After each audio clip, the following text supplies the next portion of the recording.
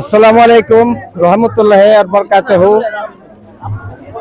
মুসলিম ভাইদের জানাই সালাম, হিন্দু ভাইদের জানাই নমস্কার।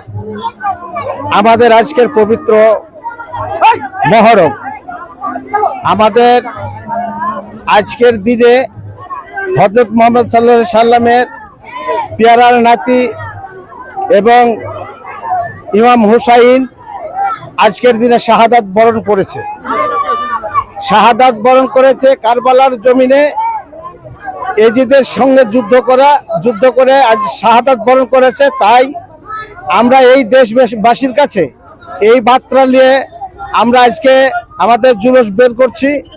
কারণ হচ্ছে আমাদের এই দিনটা যে গেছে, এই দিনটা যেন পুনরায় ফিরে না আসে, এই জন্য আমরা বের করছি।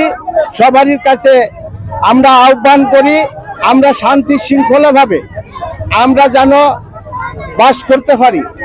আমাদের একজনের সাথে একজন মহব্বতের সঙ্গে যেন আমরা চলাফেরা করতে পারি। আল্লাহর কাছে আজকে কি দোয়া করছেন?